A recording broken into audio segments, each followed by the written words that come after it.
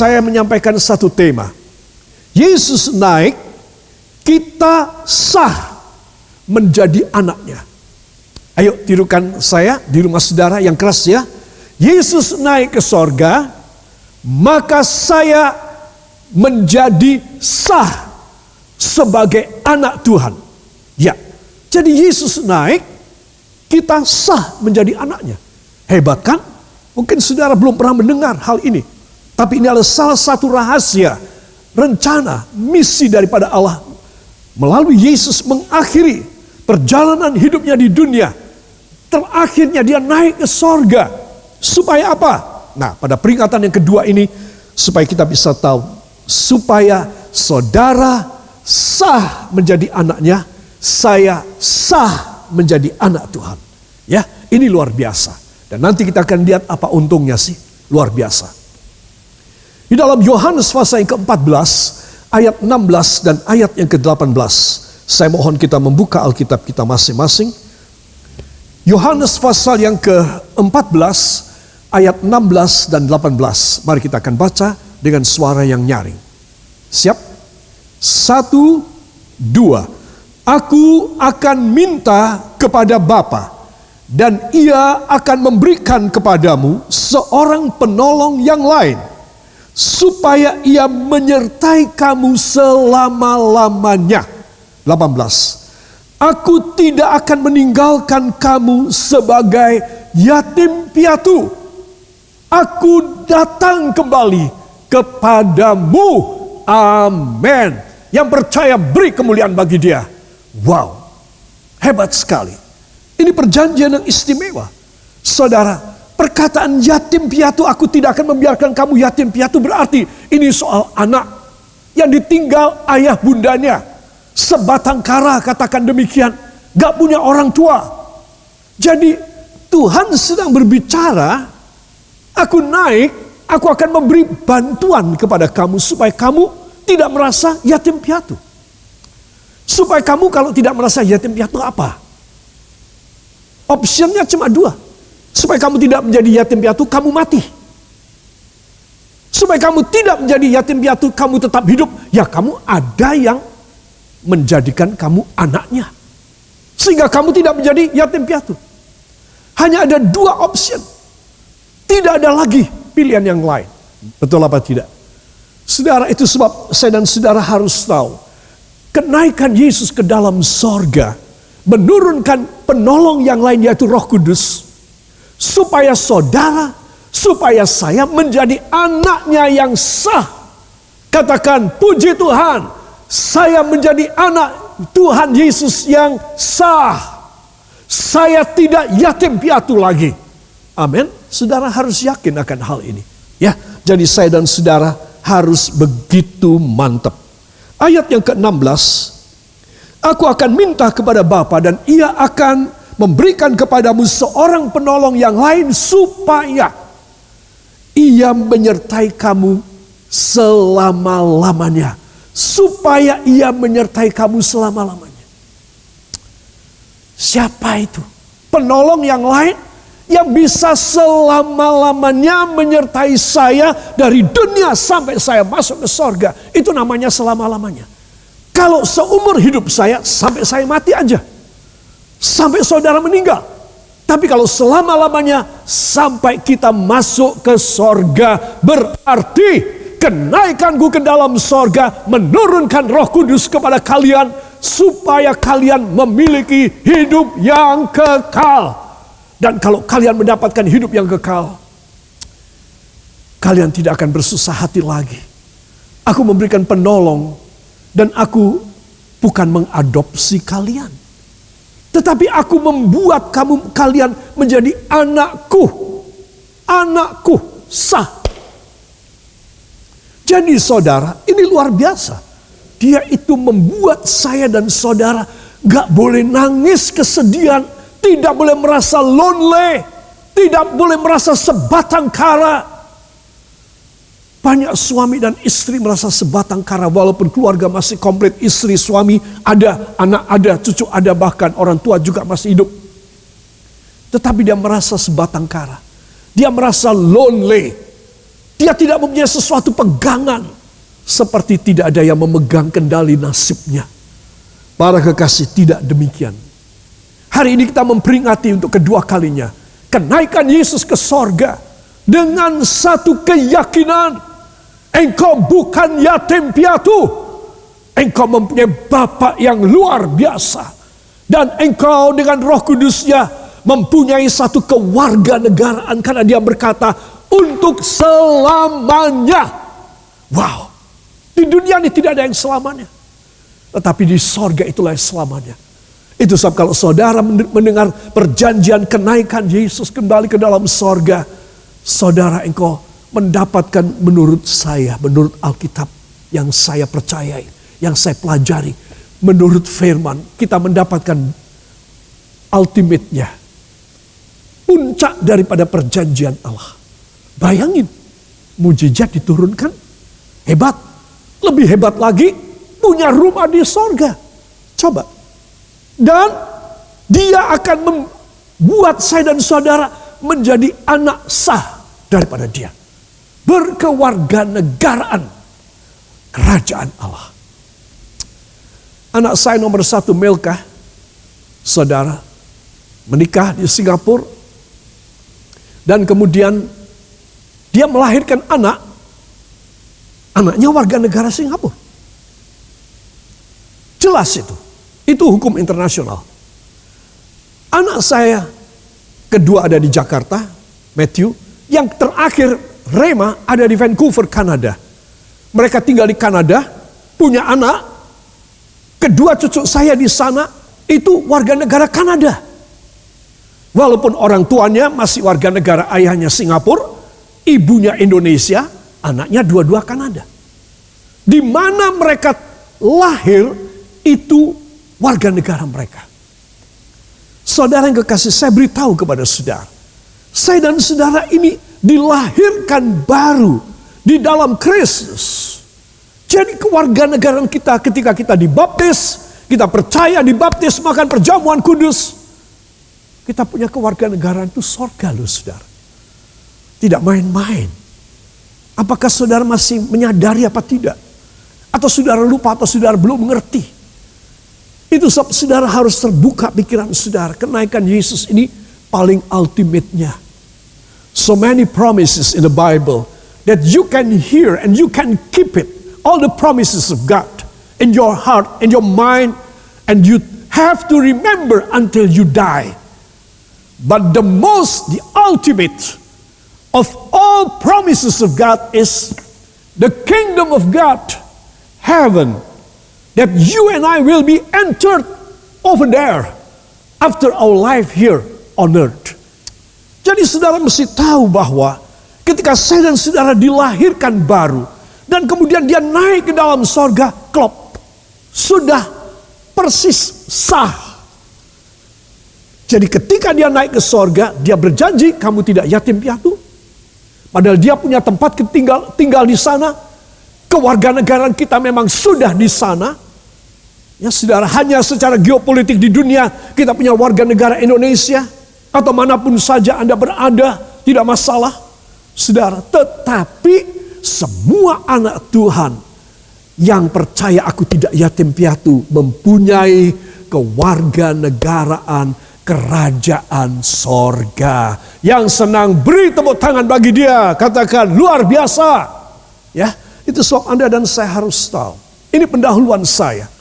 Peristiwa yang kita peringati kenaikan Yesus ke dalam sorga harus membuat kita orang, aku tidak lonely. Aku bersama dengan Yesus. Aku disahkan. Semua katakan, angkat tangan kanan saudara.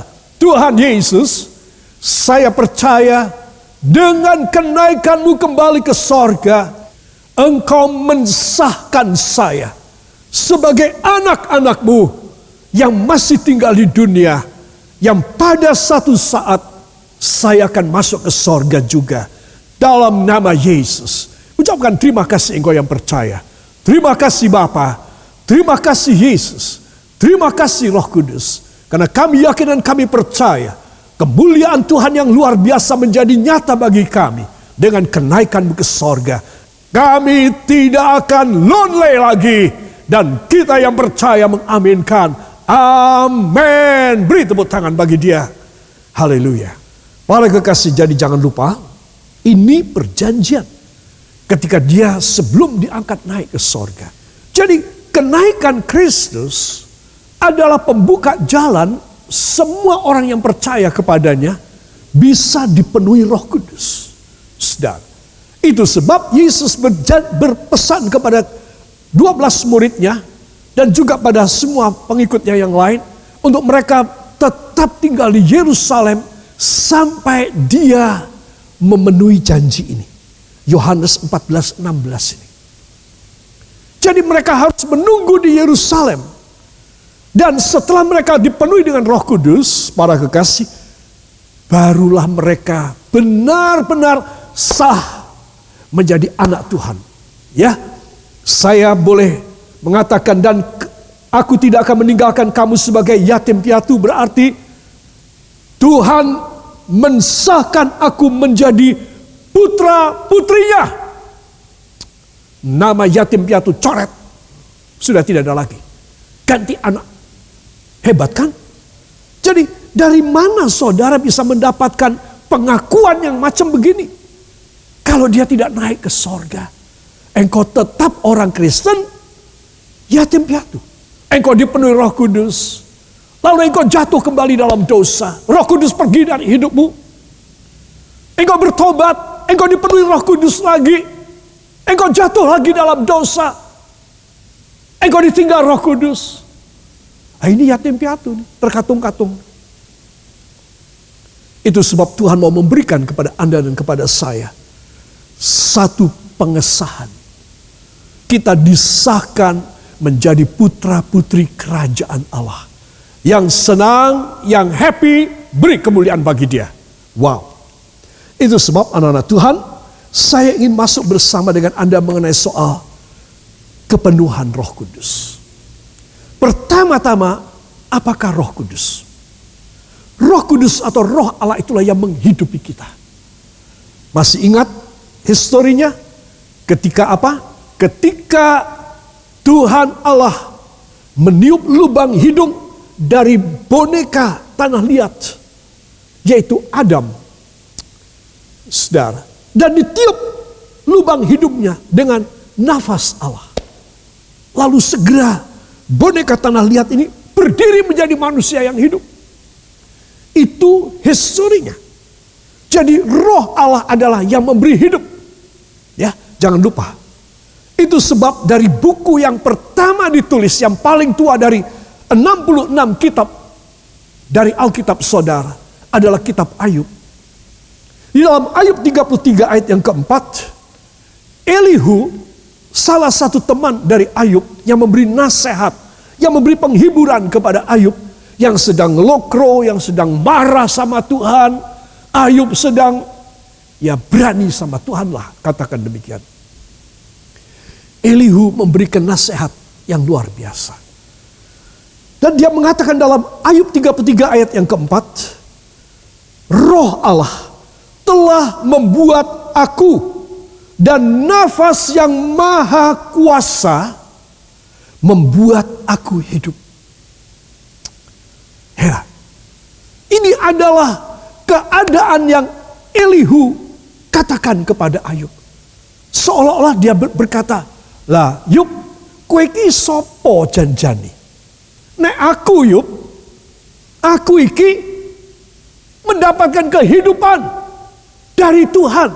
Nafas yang maha kuasa itu ditiupkan kepadaku Yub, sehingga aku bisa hidup. Lah nek kamu itu siapa? Kamu kok melawan kepada Tuhan? Kamu hidup dengan apa Yub? Seolah-olah Elihu sedang memberitahu kepada Ayub, kamu itu tidak benar nek kamu berani sama Tuhan. Kamu itu hidupnya itu dari siapa? Para kekasih, itu sebab saya ingin menegaskan, ya, supaya ini menjadi juga roh kehidupan kita. Katakan, roh kehidupan saya. Ayo kita baca sama-sama. 1, 2. Roh Allah telah membuat aku, dan nafas yang maha kuasa membuat aku hidup. Amin. Roh Allah telah membuat aku dan nafas yang maha kuasa telah membuat aku hidup. Nah, aku menjadi manusia yang bisa hidup karena ada roh Allah di dalam hidupku. Konsep awal, Allah menjadikan kita anaknya dari roh. Ini konsep awal. Sama seperti konsep awal teologisnya, ketika Allah menjadikan alam semesta, maka itu dimulai dari firman. Dan firman ini katakan oleh Tuhan, roh Allah melayang-layang di atas semua yang chaos. Keadaan dunia dewasa itu pada saat itu, pada momentum itu luar biasa. Semrawut, tidak karuan, gelap gulita, gas beracun, ledakan-ledakan nuklir. Terjadi istimewa luar biasa. Dahsyat. Roh Allah melayang-layang di atas. Lalu Tuhan berfirman, jadilah terang dan gelap. Jadilah daratan, lautan, dan angkasa. Saudara, jadilah tanaman, jadilah binatang-binatang. Baik binatang yang ada di dalam air, binatang di daratan, burung-burung, dan semua hewan yang terbang di udara. Jadilah. Terakhir Tuhan membuat satu boneka tanah liat. Dan dia meniupkan nafasnya. Elihu mengingatkan Ayub. Yub, kamu kok marah sama Tuhan, kenapa sih? Kamu sok jagoan banget sih. Kamu tidak tahu bahwa kamu ini selama dihidupi oleh roh Allah. Saudara, ini mengingatkan kita orang. Pada konsep awal, manusia bisa menjadi anak Tuhan. Kalau dia mempunyai roh Allah, dia menjadi anak Tuhan. Saudara. Jadi saudara dan saya harus tahu bahwa seluruh Alkitab ini ada benang merah yang satu saja. Spiritnya satu. Intinya satu. Jiwanya satu. Yaitu supaya orang-orang yang hidup dihidupi oleh roh Allah. Untuk masuk di dalam kemuliaannya yang luar biasa. Yang percaya beri tepuk tangan bagi dia. Wow. Jadi dimulai dari anak duniawi. Kita lahir fana. Semua yang fana. Semua keadaan-keadaan kita yang bisa hancur. Inilah yang fana. Ya, semuanya duniawi. Itulah ketika saya dan Anda dilahirkan. Mulai belajar merangkak, berjalan, berlari, sekolah taman kanak-kanak, playgroup, dan sekolah berikutnya, pendidikan berikutnya. Saudara, anak duniawi. Saudara. Tetapi ketika kita percaya kepada Yesus dan kita penuh dengan Roh Kudus, dia menghembusi kita. Dia menghembusi kita dengan rohnya. Maka kita bisa menjadi anak dia.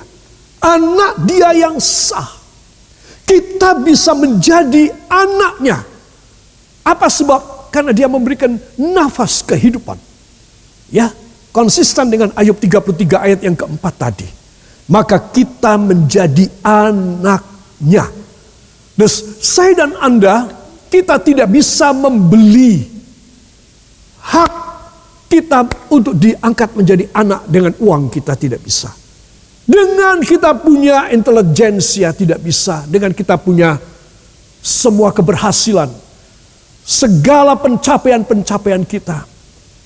Many people think that if they can reach so many things in their achievement, then they can do something great. And they can do something similar with God can do, they will do also. Ini sama sekali tidak benar. Jadi kalau saudara dan saya hidup nih sehebat mungkin, kita harus sadar aku dihidupi oleh roh Allah. Jadi kita menjadi anaknya, merendah. Karena kita awalnya anak duniawi. Itu sebab kalau saya dan saudara menjadi anaknya yang benar, yang asli, anak Tuhan yang asli itu rendah hati. Dan ngawulo kepadanya sampai mati. Sampai masuk ke sorga. Dia tidak mempunyai maksud-maksud yang lain. Kalau dia berhasil, dia tetap rendah hati. Semakin dia dipercayai, semakin rendah hati. Saudara yang kekasih, ini yang kita harus pegang. Supaya apa? Rencana kita, rencana Allah di dalam hidup kita berhasil. Dia menjadi ayah bapak kita. Dan kita menjadi anaknya. Dan kita punya kuasa seperti yang diberikannya melalui perjanjian firman. Itu sebab saya bawa Anda pada 1 Samuel 10 ayat 6 dan ayat yang ke-7. Mari kita akan baca bersama. 1, 2. Maka roh Tuhan akan berkuasa atasmu. Engkau akan kepenuhan bersama-sama dengan mereka dan berubah menjadi manusia lain. Apabila tanda-tanda ini terjadi kepadamu, lakukanlah apa saja yang didapat oleh tanganmu, sebab Allah menyertai engkau. Amin. Katakan luar biasa. Saudara, perkataan ini adalah dari Samuel. Dia adalah pemimpin Israel sebelum ada zaman kerajaan. Maka ini adalah zaman di mana Allah bertakhta di atas Israel. Tidak ada raja. Tetapi bangsa ini nggak tahu diri, saudara. Bangsa Israel ini keras kepala. Ya, dalam bahasa kita katakan atos endase. Ini Israel. Saudara. Itu sebab mereka berkata kepada Samuel, Bapak, bagaimana ini kita punya bangsa ini memalukan. Bangsa-bangsa yang lain di sekitar kita semua pada punya ratu, raja. Ya, mereka mempunyai pemimpin-pemimpin. Israel gak punya. Nyindir sama Samuel. Tapi Samuel rendah hati. Dia tidak bilang, kamu seenakmu sendiri. Ya, terus aku ki sopo. Selama ini 40 tahun aku memimpin kamu. Aku ini siapa? Aku ini utusan Tuhan. Enggak, dia diam aja. Samuel berkata, Tuhan, dengarlah bangsa ini meminta raja. Tuhan bilang, oke, tak kasih raja. Tetapi mereka harus mau sengsara karena mereka punya raja. Mereka harus bayar pajak, mereka harus mau disuruh, mereka harus mau diperintah, mereka harus mau apapun. Hidup mereka harus diserahkan pada raja mereka. Karena mereka sudah menolak aku sebagai raja mereka. Wah, jelas banget ya Israel. Jelas banget. Dikasihlah. Siapa yang dipilih oleh Tuhan? Saul. Saul ini adalah seorang yang rendah hati, seorang pemuda, penggembala. Saudara, dia tidak bisa macam-macam, enggak. Dan ketika Saul kehilangan kambing dombanya, dia ketemu dengan Nabi Samuel. Dan Samuel berkata, kamu pergi ke jalan ini lurus. Kamu akan mendapatkan serombongan nabi yang sedang bernubuat. Kamu masuk dalam kebaktian mereka. Kamu masuk dalam kebaktian ibadah mereka. Maka kamu akan penuh dengan Roh Kudus. Dan apabila tanda-tanda ini terjadi, yaitu kamu penuh dengan Roh Kudus, lakukanlah apa saja yang didapat oleh tanganmu. Sebab Allah menyertai engkau. Semua katakan, saya merindukannya. Saya menghendakinya supaya Allah menyertai saya. Apa yang saya lakukan, apa yang saya kerjakan membawa hasil luar biasa. Ya, engkau akan bertangan emas. Saudara, jadi ini adalah perjanjian barang siapa yang dipenuhi dengan Roh Allah. Nah, dengan pendahuluan bagian kedua ini, siapa yang dipenuhi dengan Roh Allah, terus gimana kita bisa, dan apa cirinya, apa tandanya yang khas. Saudara, maka saya mulai masuk pada bagian kedua khotbah saya tentang kepenuhan Roh Kudus. Jadi saya sudah tunjukkan historinya. Historinya dari kitab Ayub 33 ayat yang keempat. Untungnya adalah apa saja yang didapat oleh tangan saya, oleh tangan saudara berhasil. Beri tepuk tangan bagi dia. Wow. Saya masuk tentang pelajaran konsep Alkitab tentang kepenuhan Roh Kudus. Supaya saudara tidak ngawur ya. Oh, ini kok gereja ini begini, orang Kristen ini kok, orang Kristen anak, kelompok sana kayak begini, kelompok sana beda lagi. Saudara, jangan hiraukan. Engkau hanya menghiraukan, engkau hanya memperhatikan firman Tuhan. Katakan amin. Katakan pegangan saya adalah firman Tuhan. Ya, jadi inilah doktrin kita, dogmatika kita, firman Tuhan, bukan yang lain. Ya, para kekasih, ada 4 hal yang saya perlu saudara mengerti. Pelajaran pertama tentang kepenuhan Roh Kudus. Kepenuhan Roh Kudus mudah didapat. Mudah. Jadi Alkitab mengatakan mudah asal memohon kepada Bapa. Amin. Jadi asal memohon kepada Bapa pasti dikasih. Mari untuk jelasnya kita akan membuka Lukas pasal yang ke-11 ayat yang ke-13. Injil Lukas pasal yang ke-11 ayat yang ke-13. 1, 2. Jadi jika kamu yang jahat tahu memberi pemberian yang baik kepada anak-anakmu, apalagi Bapakmu yang di sorga, Ia akan memberikan Roh Kudus kepada mereka yang meminta kepadanya. Amin. Katakan luar biasa. Katakan mudah sekali. Ya, tidak ada restriction, tidak ada persyaratan. Ya, you just ask Him that He will give to you. So simple, so easy.